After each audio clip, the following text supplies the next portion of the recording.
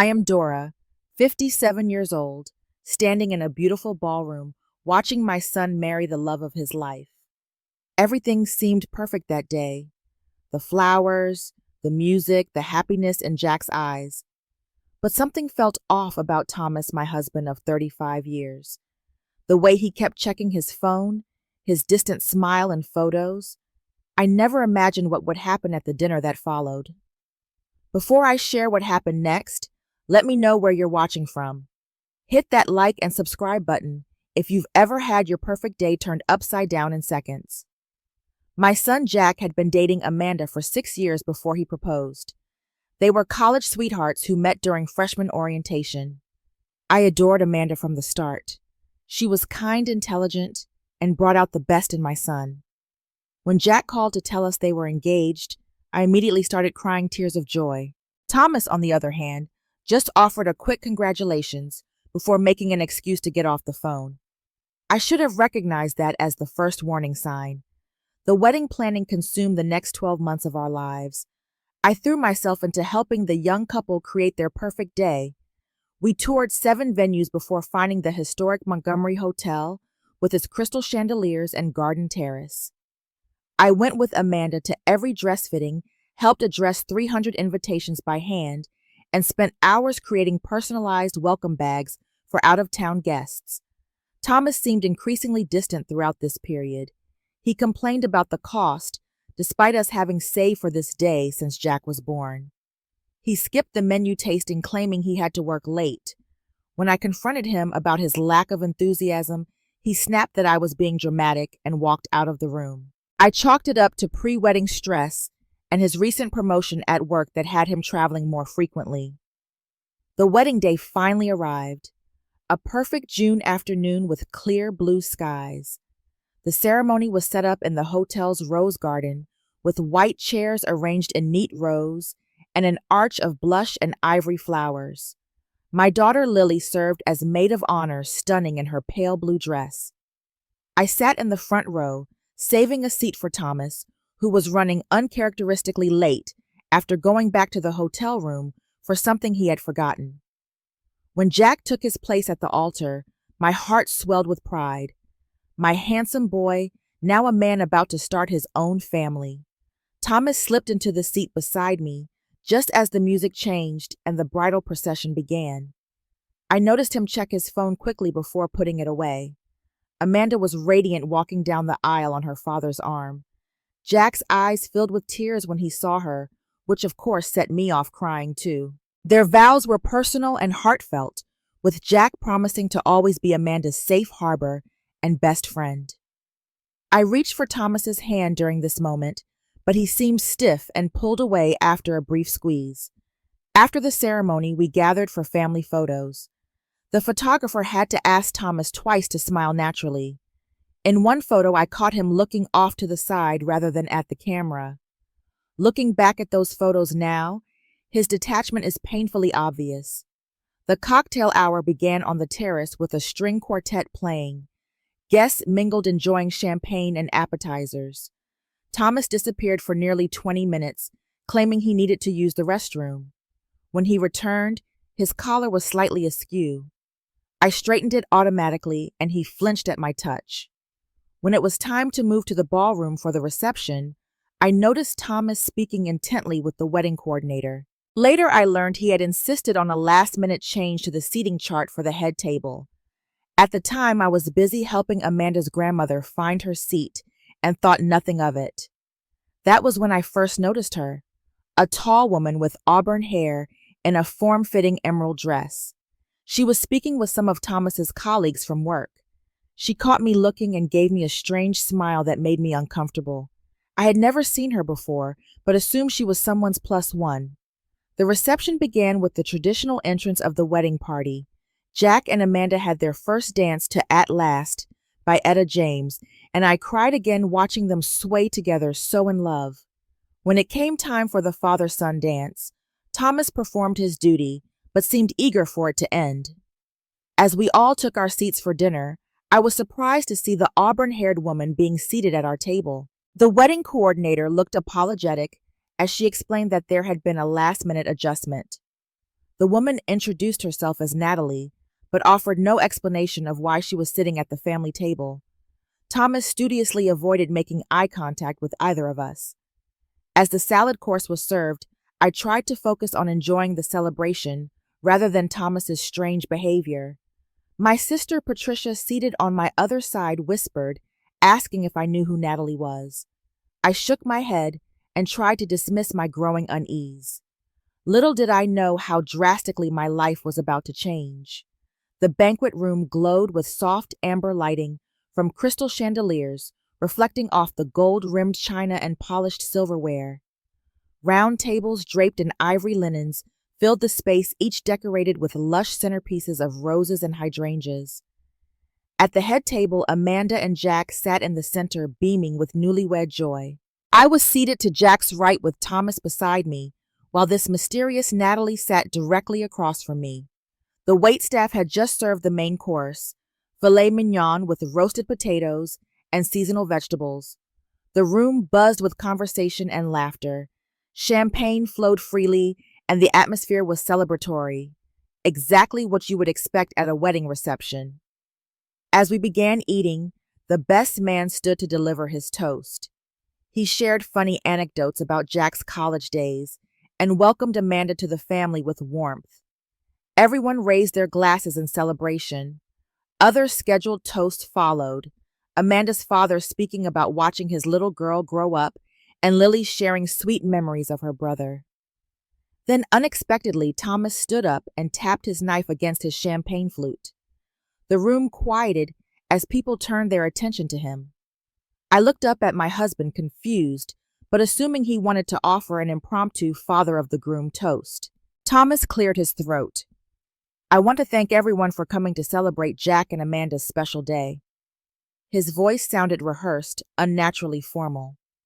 My son has found his perfect partner, and I wish them all the happiness in their future together. So far, this seemed like a normal toast, if a bit stiff. Thomas paused, then continued with a strange shift in his tone.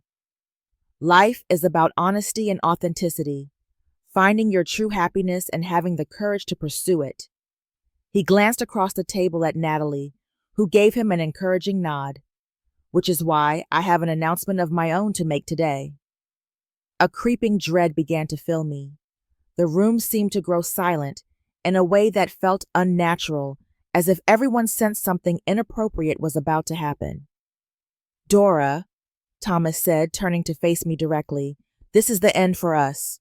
I have found someone new. The words hung in the air like physical objects. I stared at him, certain I had misheard. Surely my husband of 35 years had not just announced he was leaving me during our son's wedding dinner.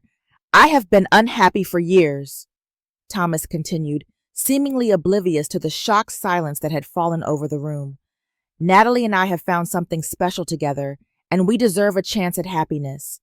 Across the table, Natalie smiled at me with what appeared to be triumph in her eyes.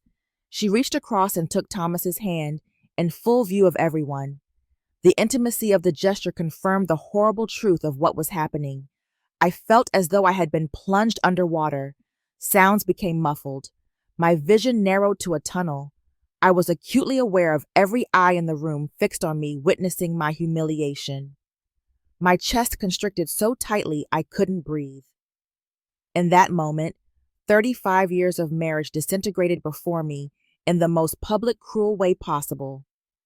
Jack shot to his feet, knocking over his chair. Dad, what the hell are you doing? His face had turned crimson with anger. This is my wedding day. Amanda reached for Jack's arm, trying to calm him, while looking mortified. Her parents exchanged horrified glances from their nearby table. Lily had covered her mouth with her hand, tears already streaming down her face. My mind raced through a kaleidoscope of memories.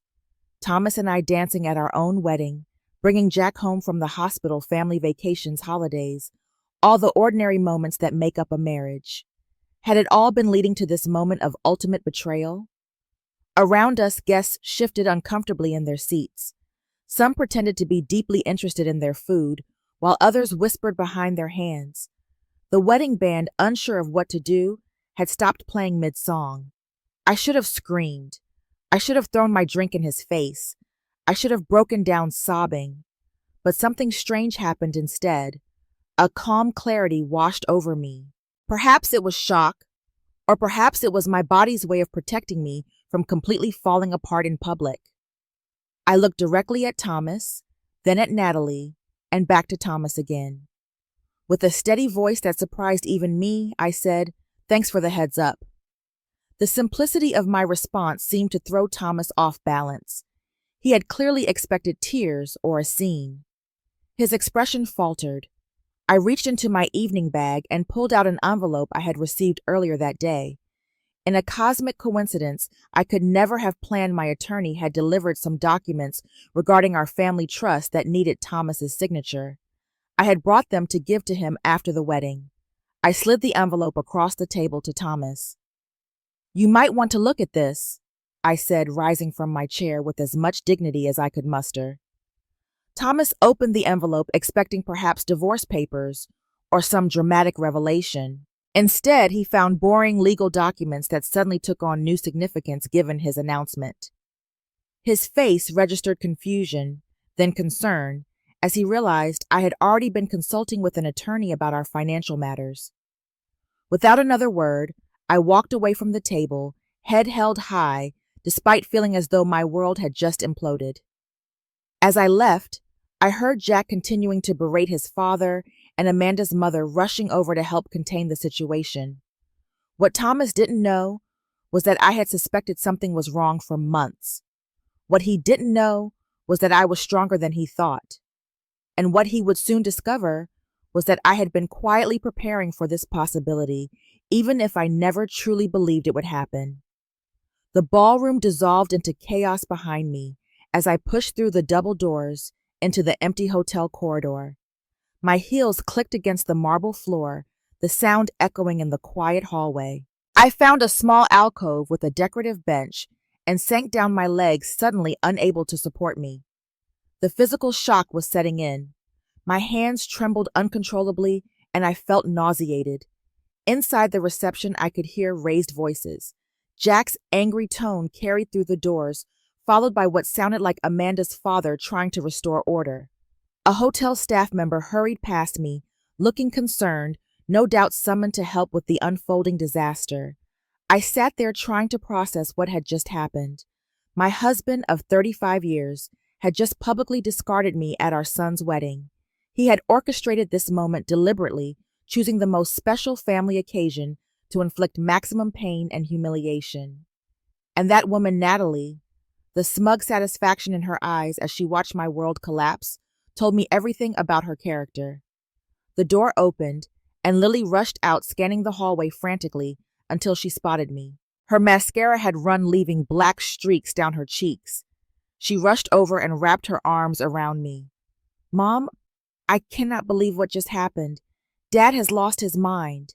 She pulled back to look at my face. "Are you okay?" "Of course you're not okay. What can I do?" I patted her hand. "I just need a minute, sweetheart." "Jack is absolutely livid," Lily continued. "Amanda's trying to calm him down, but he's telling Dad to leave. It's awful." The door opened again and Patricia emerged. My sister had always been protective of me, and now her face was set in a mask of cold fury. She marched over to us. "I just told Thomas exactly what I think of him," she said, sitting beside me. "That spineless, selfish excuse for a man. To do this at Jack's wedding, unforgivable." "What's happening in there?" I asked, suddenly concerned about the event being completely ruined. "The wedding coordinator is trying to salvage things. They're serving dessert as if nothing happened, but obviously everyone's just talking about—" Patricia trailed off, squeezing my hand. "Amanda's parents are being amazing, trying to redirect attention to the couple."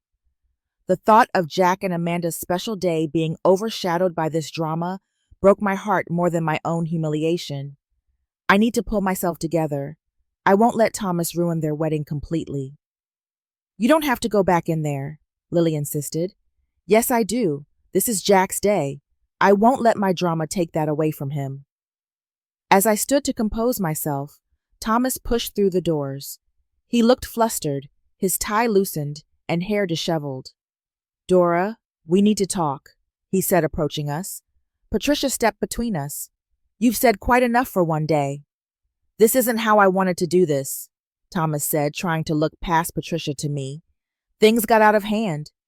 A bitter laugh escaped me. How exactly did you want to do this, Thomas? Was there a better way to humiliate me in front of our family and friends that you had planned? I just want to explain. Explain what? That you and your girlfriend decided my son's wedding was the perfect venue for your grand announcement. My voice remained eerily calm. Those papers in the envelope, by the way, were from our family trust attorney. Interesting timing, wouldn't you say? Thomas paled slightly. What are you talking about?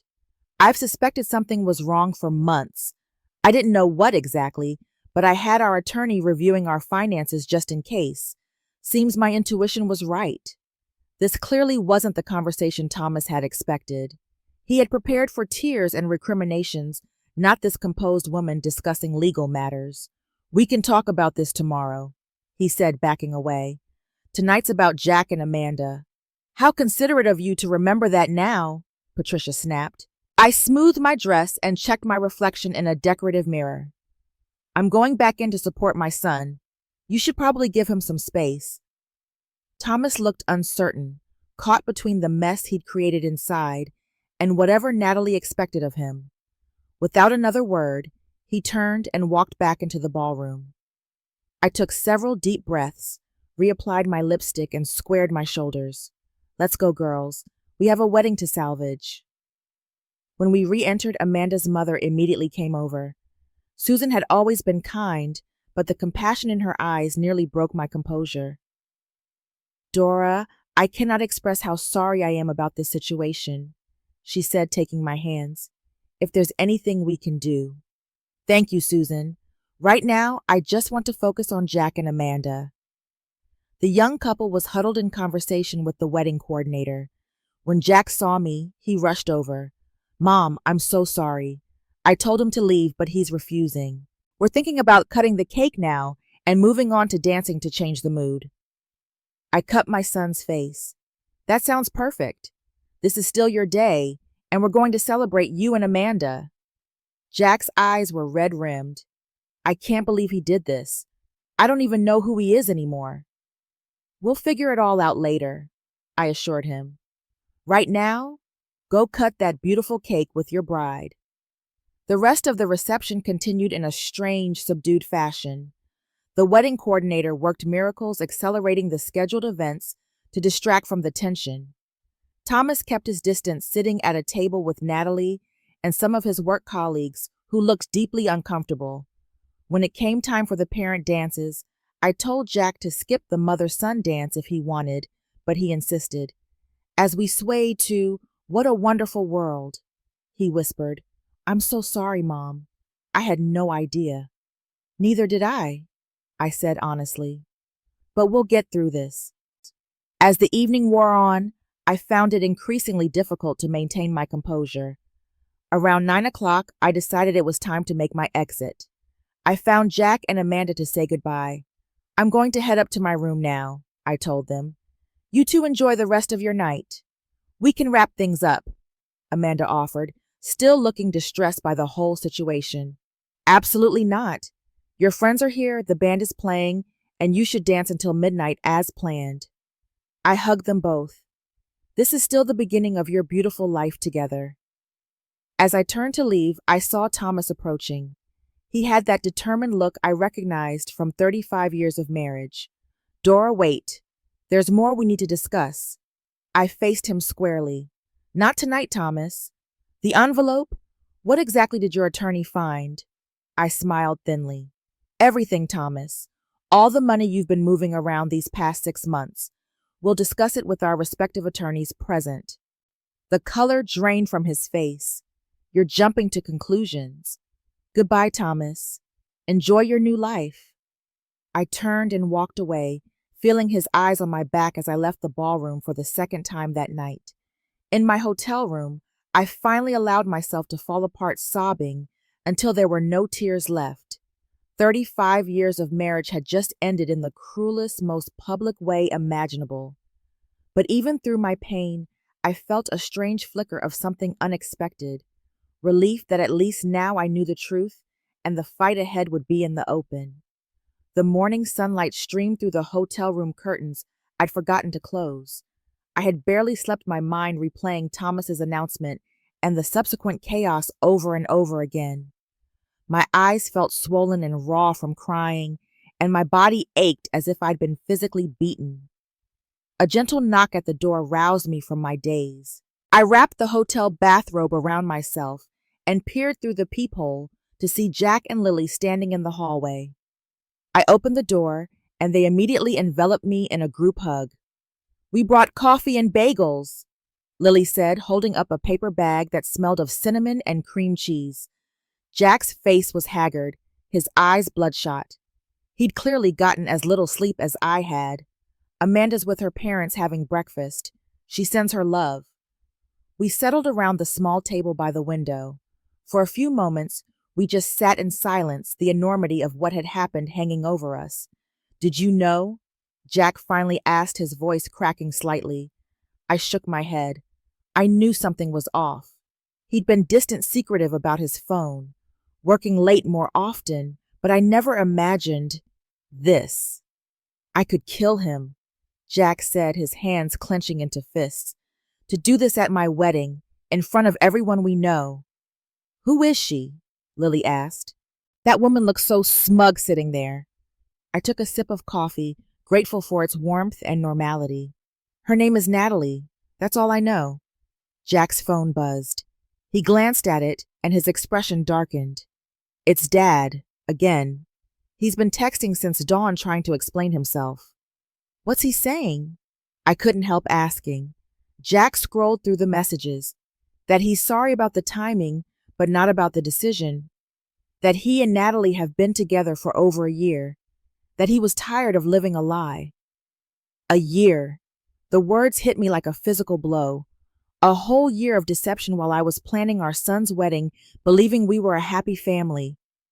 "There's more," Jack said hesitantly. "Natalie is his coworker from the Cleveland office. She's 32. 25 years younger than Thomas. 25 years younger than me." I felt another piece of my self-esteem crumble. "Dad's been traveling to Cleveland every month for that project," Lily realized aloud. "He wasn't just working late." Memories began to click into place. The sudden interest in fitness, new clothes, the mysterious phone calls he'd take outside. Classic signs I'd been too trusting to recognize. "There's something else you should know," I said, deciding they deserved the whole truth. I discovered a few months ago that Thomas had opened a separate bank account. Large sums were being transferred there. When I asked him about it, he claimed it was for your wedding gift and investments. I laughed bitterly. I wanted to believe him. "Is that what was in the envelope?" Lily asked. I nodded. "Part of it. I'd asked our family attorney to look into our finances discreetly. He found several accounts I knew nothing about. I received his preliminary findings yesterday morning before the wedding. The timing was coincidental." Jack looked stunned. "He's been hiding money. Is he planning to leave you with nothing?" "Not if I can help it," I said with more confidence than I felt. "The attorney is already preparing for what comes next." My phone began to ring. Thomas's familiar ringtone. I stared at it until it went to voicemail. 20 missed calls since last night," I told them. "I'm not ready to talk to him." "You don't owe him anything," Lily said fiercely. My phone immediately began ringing again. This time it was Patricia. "Have you seen it?" she asked without preamble when I answered. "Seen what?" "Check your email. Someone posted about what happened on social media. It's spreading like wildfire." I put the phone on speaker and opened my email to find a link Patricia had sent. It led to a Facebook post from one of Amanda's cousins describing the wedding disaster in vivid detail. There were already dozens of comments expressing shock and sympathy. "That's just great," Jack muttered. "Now it's not just everyone at the wedding who knows, but everyone they know too." "I'm so sorry, sweetheart," I said, feeling terrible that his wedding would forever be remembered for this scandal rather than the beautiful ceremony it had been. A text came through from Amanda saying she'd canceled their honeymoon flights to Hawaii. When I protested, Jack was firm. We're not leaving you alone to deal with this. Hawaii can wait. The hotel phone rang, the front desk informing me that Thomas was in the lobby asking for my room number. I declined to see him. Mom, Lily said gently, what are you going to do now? It was the question I'd been asking myself all night.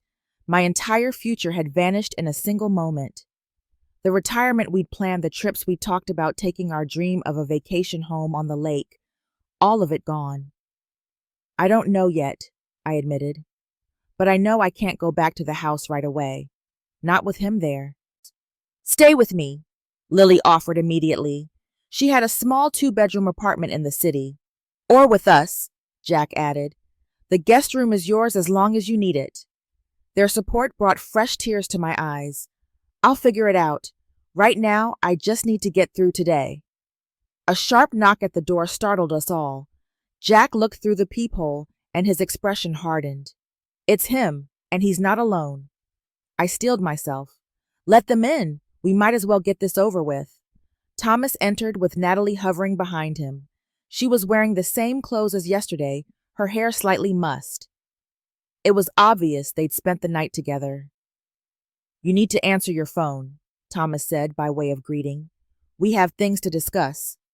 I believe our attorneys can handle any necessary communication, I replied coolly. Thomas looked taken aback. Attorneys, Dora, don't be dramatic. We can work this out civilly. Civilly, Jack interjected, standing up. Like announcing you're leaving Mom at my wedding dinner, that kind of civility. Thomas had the decency to look uncomfortable. I admit the timing was unfortunate. Unfortunate, Lily scoffed. Natalie stepped forward, placing a proprietary hand on Thomas's arm. We never meant to hurt anyone. Sometimes these things just happen. These things don't just happen, I said, finding strength in my anger. Affairs are choices. Hiding money is a choice. Humiliating your wife of 35 years in front of everyone she knows, that's a deliberate, calculated choice. I was tired of living a lie, Thomas insisted. I wanted to start fresh with honesty. Honesty. I laughed without humor.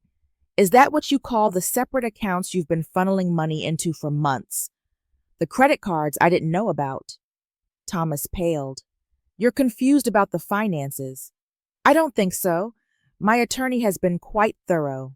Natalie looked at Thomas with sudden concern. What is she talking about? I noticed with grim satisfaction that perhaps Natalie was getting her first glimpse of the real Thomas, the man who would lie and manipulate to get what he wanted. You should go, Jack said firmly. Both of you. Son, I know you're upset. I'm way beyond upset, Dad. Right now, I don't even know who you are. Jack moved to the door and held it open. Leave now. As they walked out, I heard Natalie hissing, You told me the finances were settled. What accounts is she talking about? When the door closed behind them, I sat down heavily on the bed. Well, that was illuminating. Are you okay? Lily asked, sitting beside me. No, I admitted, but I will be. The truth was, I had no idea how I would survive this betrayal. But looking at my children's concerned faces, I knew I had to find a way forward, even if I couldn't see it yet.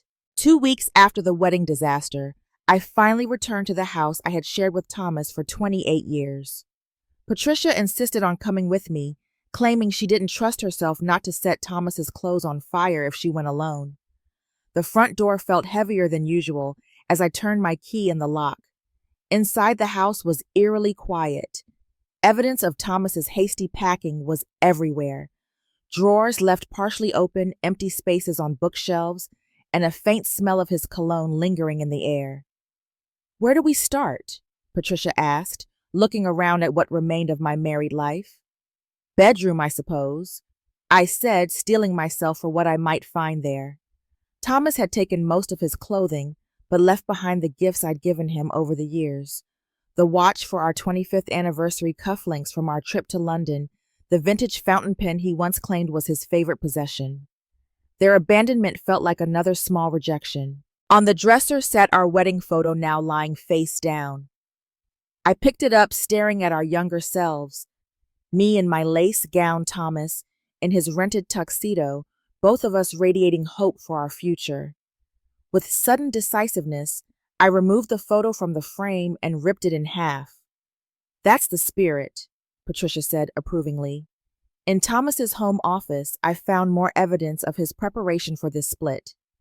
File cabinets stood empty where financial records should have been. His computer was gone along with most of his personal papers. He'd been planning this exit meticulously. As I surveyed the remnants of my life, my phone rang with an unfamiliar number. "Is this Dora Williams?" a woman's voice asked when I answered. "Yes.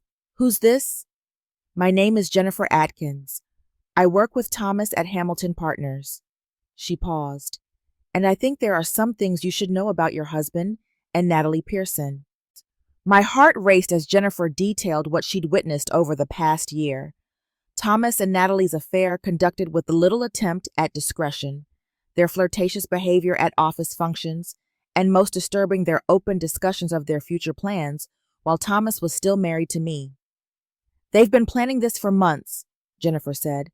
"Natalie's been bragging about the house they're going to buy once his divorce is finalized." "Why are you telling me this?" I asked, wondering what this stranger's motivation might be. "Because what they did to you was wrong," she replied simply. "And because Natalie has a history of pursuing married executives. You're not the first wife she's helped destroy." After hanging up, I relayed the conversation to Patricia, who looked simultaneously outraged and vindicated. "I knew that woman was a predator the moment I saw her," she declared. The rest of the day passed in a blur of discoveries and decisions.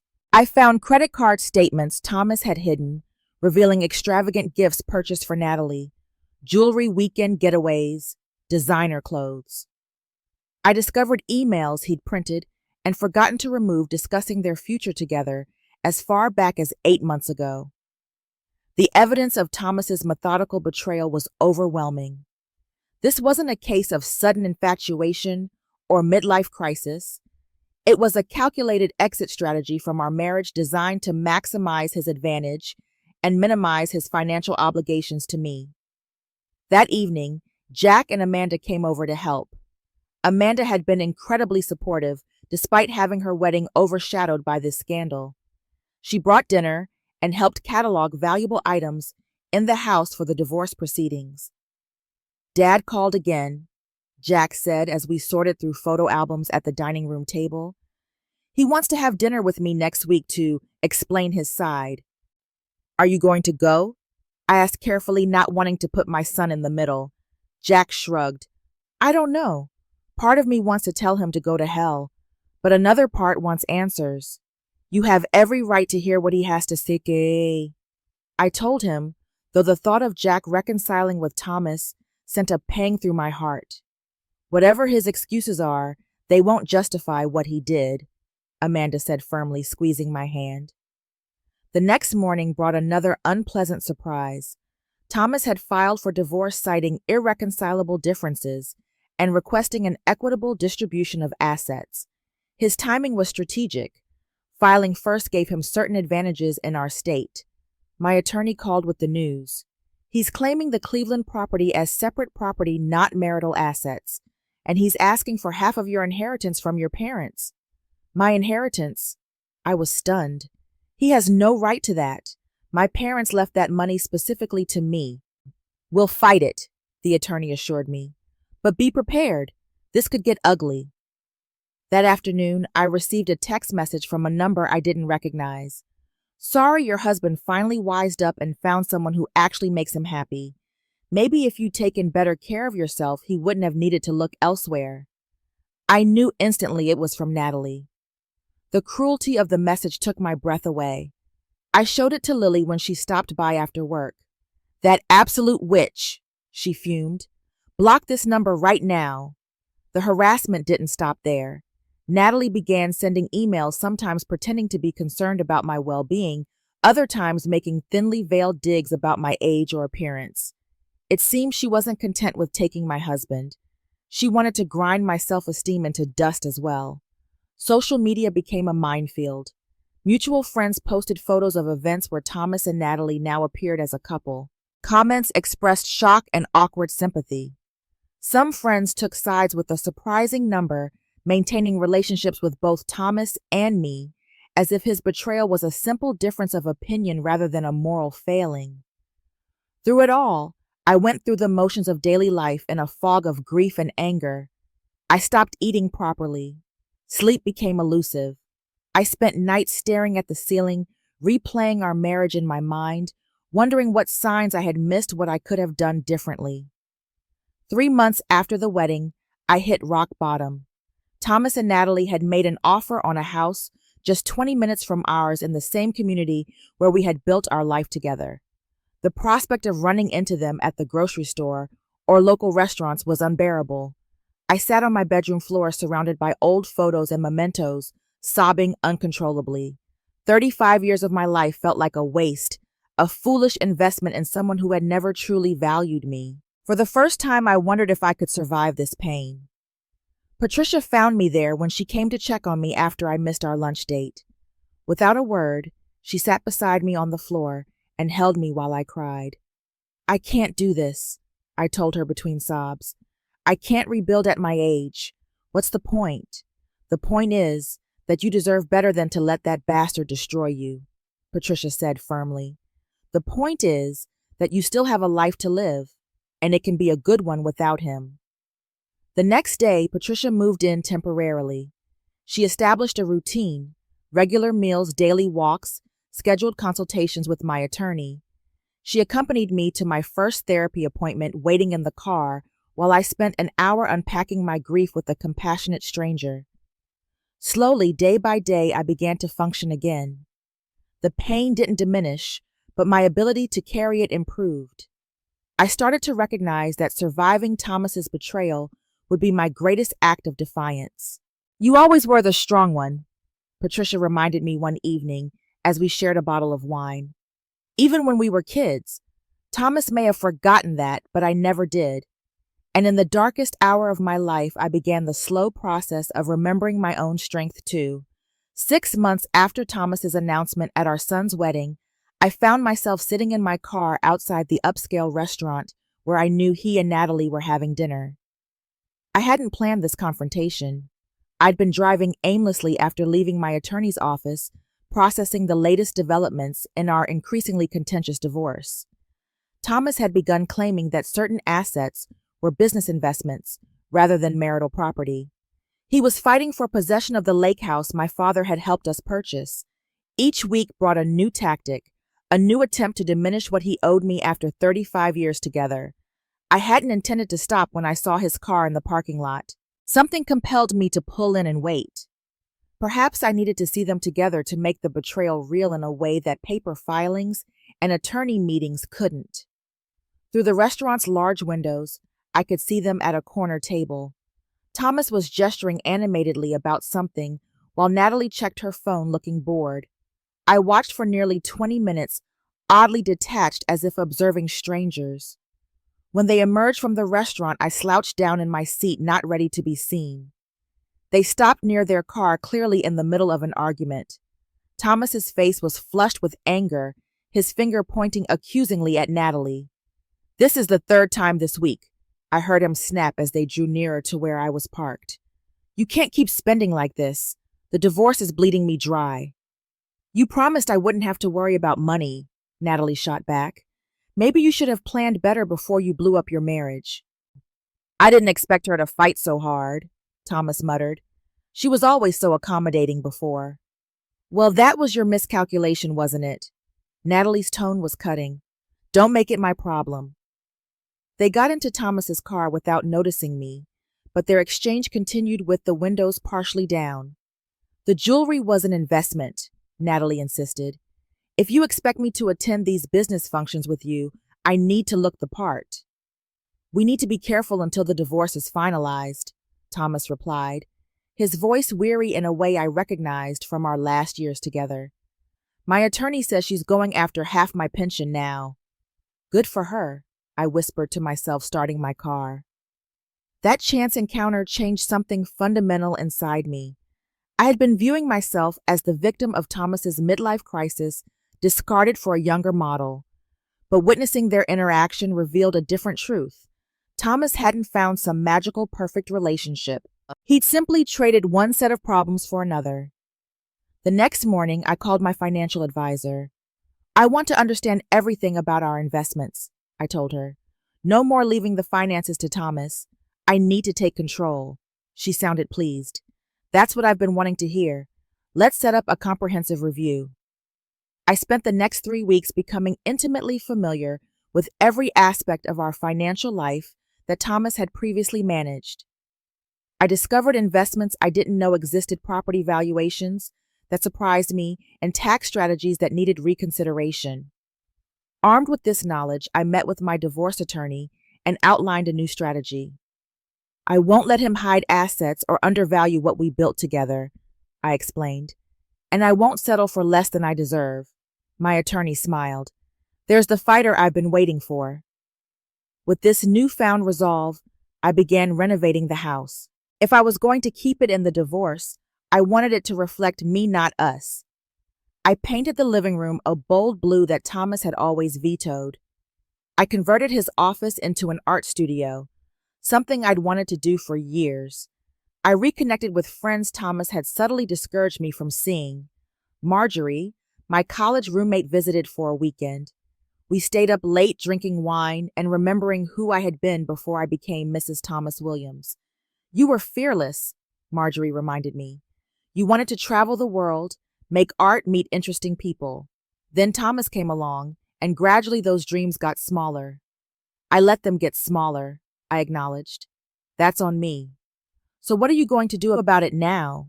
She challenged. That question led me to sign up for a painting class at the community center. My first attempts were terrible, hesitant, derivative, safe. But by the third class, something had shifted. I stopped worrying about making mistakes. I used colors that felt right rather than realistic. The freedom was intoxicating. The instructor pulled me aside after class one evening. There's something raw and powerful emerging in your work, he said. Keep going. As summer turned to fall, I booked a solo trip to Santa Fe, a place I'd always wanted to visit but Thomas had dismissed as too artsy. I spent a week exploring galleries, taking photographs of the desert landscape, and dining alone in restaurants without feeling self-conscious. In my hotel room one night, I realized I hadn't thought about Thomas all day. The revelation brought tears to my eyes, not of sadness, but relief. His power over my happiness was diminishing. When I returned home, I found an invitation to Thanksgiving dinner at Jack and Amanda's new house. The handwritten note mentioned they had invited both Thomas and me, but promised separate seating and buffer zones. I called Jack immediately. Sweetheart, I appreciate the effort, but you don't need to manage your father and me. If you want us both there, I can handle it. Are you sure, Mom? Jack sounded concerned. It's been a difficult year. I'm getting stronger every day, I told him truthfully. And I have some news that might make the holiday easier. That news was the settlement offer my attorney had just received. After months of fighting, Thomas was ready to negotiate more reasonably. The aggressive stance we'd taken regarding his hidden assets had finally convinced him that a prolonged legal battle would only damage him further. Thanksgiving arrived crisp and clear. I wore a new dress and a flattering cut, my hair freshly styled in a modern bob that took years off my appearance. I brought a homemade cranberry tart and a bottle of expensive champagne. Thomas arrived with Natalie looking tired and strained. Natalie's smile seemed forced as she handed Amanda a store-bought pie. I greeted them both civilly, noting the surprise in Thomas's eyes at my composed demeanor. During dinner, conversation flowed more easily than anyone might have expected. Jack and Amanda announced they were expecting a baby in May, news that temporarily united everyone in genuine happiness. I'm going to be a grandmother, I said, raising my glass in a toast. To new beginnings. Thomas caught my eye across the table, a complex emotion passing over his face. Later, as I helped Amanda clear the dishes, he approached me in the kitchen. You seem different, he said cautiously. I am different, I agreed. Divorce will do that to a person. Dora, I never meant. Save it, Thomas. I interrupted, but without anger. We both know exactly what you meant to do. You just didn't expect me to thrive afterward. He looked taken aback. Is that what you're doing? Thriving? I'm getting there, I said honestly. One day at a time. Something that might have been regret flickered in his eyes before Natalie appeared in the doorway, instantly assessing the situation. Thomas, we should go soon. You have that call with Singapore tonight, she reminded him, her tone possessive. I smiled at them both. Don't let me keep you. And thank you for approving the settlement offer. I think we'll all be happier once it's finalized. As they prepared to leave, I noticed Thomas watching me laugh with Jack about something. For the first time since our marriage imploded, I felt a flicker of genuine pity for him. He had traded a deep, if imperfect, connection for something that already showed signs of strain. That night, as I drove home to my increasingly personalized house, I realized I had passed a crucial milestone. The pain hadn't disappeared, but it had transformed into something I could carry without being crushed by it.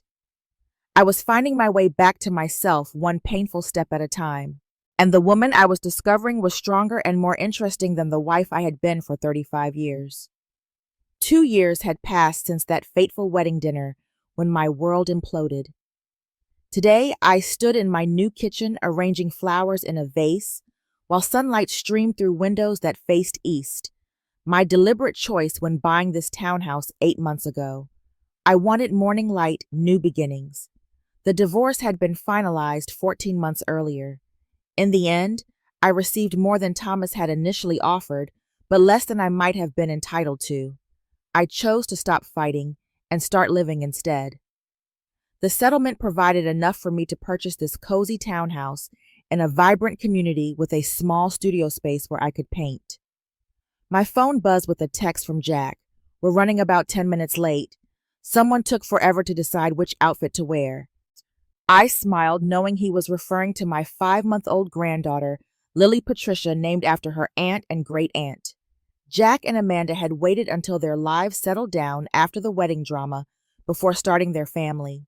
Now their little girl was the center of our world.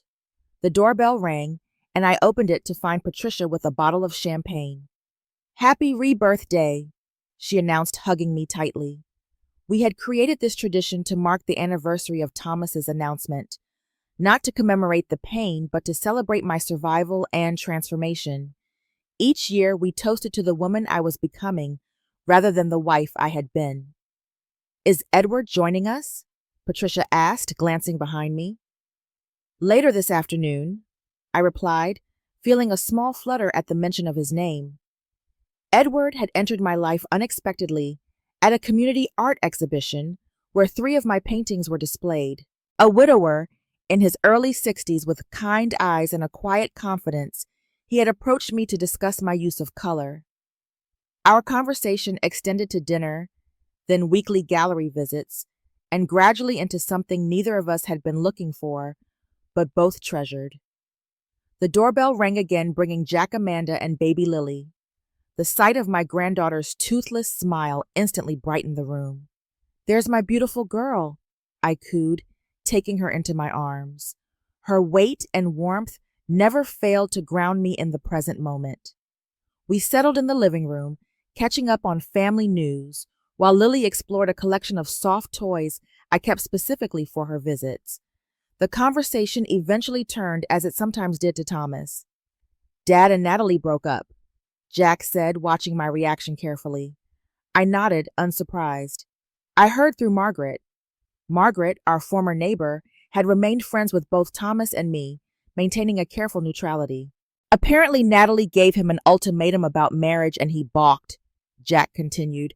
How was he taking it? I asked, finding that I could genuinely care about Thomas's well-being without being emotionally entangled. Jack shrugged. He's acting like it's no big deal, but I think he's pretty shaken up. He's been calling me more often, wanting to get together. And how do you feel about that? I was careful to support Jack's relationship with his father despite everything. Complicated, Jack admitted, but he's still my dad. Their relationship had been strained, but never completely broken. Over the past year, they had established a cautious reconnection meeting for occasional lunches or baseball games. I encouraged this healing knowing Jack needed his father in his life, even if Thomas had failed as a husband. He's been asking about you, Amanda added hesitantly. Has he? I raised an eyebrow. And what does he want to know? If you're happy, she said. If you're seeing anyone. I exchanged glances with Patricia, who rolled her eyes dramatically. You can tell him I'm very well, I said neutrally. The rest is no longer his business. The truth was, Thomas had reached out to me directly several times since his breakup with Natalie. First with a Christmas card containing a handwritten apology, then with an email suggesting we meet for coffee to tie up emotional loose ends. I had declined politely but firmly. His most recent attempt had been more direct. A phone call where he admitted he had made the biggest mistake of his life and wondered if we might consider counseling. I'm with Edward now, I had reminded him gently. And more importantly, I'm finally at peace with myself. Thomas's response had been telling. I just thought since we have so much history. History isn't enough, I'd told him. I've learned I deserve more than that. As if summoned by these thoughts, Edward arrived bringing a beautiful orchid plant and his warm, steady presence. He greeted everyone with genuine affection, reserved a special kiss for me, and immediately got down on the floor to play with Lily, who adored him. Watching Edward with my family, I felt a profound gratitude wash over me.